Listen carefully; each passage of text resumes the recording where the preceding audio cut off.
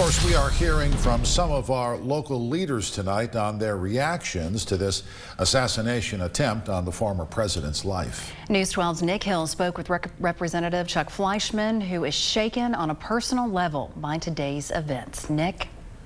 Representative Fleischman is preparing to head to Milwaukee to nominate President Trump to the Republican nomination. However, this evening's event stirred up strong emotions for him, as he has been the victim of previous political violence. Get to a TV right away, and we heard the tragic news. I'm still shaken. The congressman was visiting family when he was notified of the attempt on President Trump's life.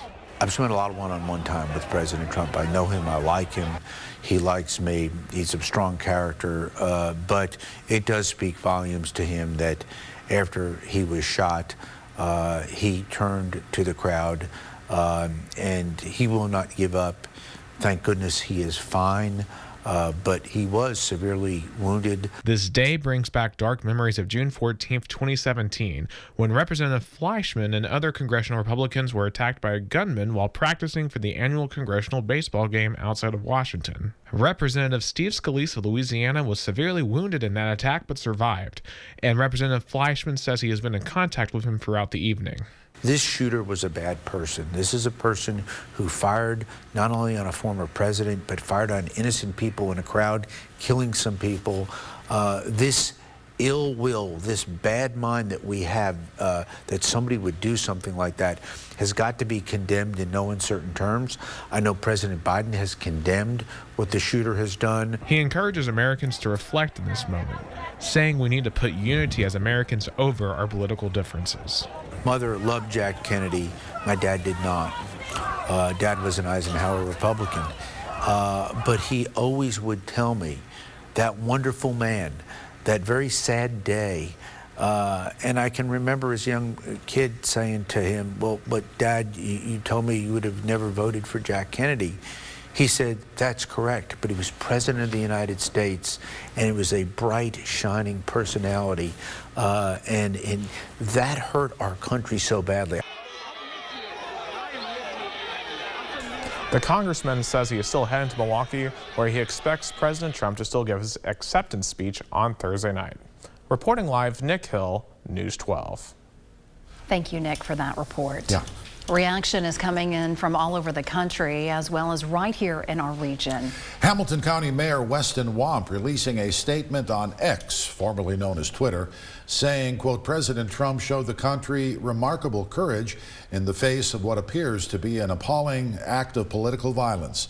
Pray for him, pray for our country, pray for unity, unquote. Meantime, Hamilton County Sheriff Austin Garrett releasing a statement on Facebook. On behalf of his department, it reads in part, quote, it doesn't matter what your political leanings are, this act of violence is unacceptable and wrong. Please join me as we pray for former President Donald Trump, his family, and our nation. We are Americans. We are better than this, unquote. United States Senator from Tennessee, Marsha Blackburn, released a statement via a news release. It reads in part tonight, I join the millions of Americans in prayer for President Trump, his family, rally attendees, and our great nation. This is a horrific day in our nation's history. In Georgia, U.S. Senator John Ossoff also released a statement through a news release condemning the assassination attempt. Ossoff says, I join all Americans in condemning this despicable act of violence and pray that former President Trump makes a full recovery. Political violence is never acceptable and can never be tolerated. With the recent news of President Trump being shot at his campaign rally in Pennsylvania. News 12's Jacob Ownby was able to get reaction from folks here in the Scenic City just minutes after the news broke. He is here with us now to tell us more. Jacob. When the sudden news broke that former President Donald Trump had been shot at the campaign rally in Pennsylvania, word spread across the world as it happened live on television. Minutes after the incident took place, we were able to get local reactions from people at Coolidge Park. If you want to really see something that's said, take a look at what happened. That's crazy what this world's coming to. It doesn't matter what side of the political line you fall on. He's still a person. You might not like him, but he's still a person. So there's absolutely no reason for this, for the violence at all. It's ridiculous, and it's just getting worse and worse and worse. As people walked through the park, you could hear people telling others the breaking news about former President Trump. With many mixed emotions stringing across the local citizens of Chattanooga, they believe enough is enough and that a change needs to be made. The biggest thing is that we shouldn't be surprised that people who said that he was threatening democracy and he would ruin our country have taken political violence. And it's terrible that it's gotten to this point. With the election just around the corner, there are many questions circulating at where the problem lies, as there is a divide in our country.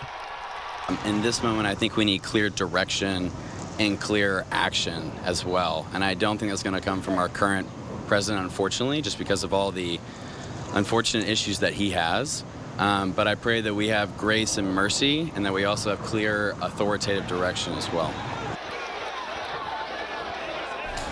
Many local politicians and public figures such as Mayor Wamp, Congressman Fleischman, and others have expressed their support for President Donald Trump as he recovers from the incident today. After talking to local people about the assassination attempt on President Trump, many people were sad, angry, and disappointed. But everyone I spoke to all said that enough is enough. It's time we come together as a country. President Trump is in our thoughts and prayers that he makes a full, healthy recovery, along with the families of the two individuals who lost their lives today. Reporting live in studio, I'm Jacob Owenby, News 12.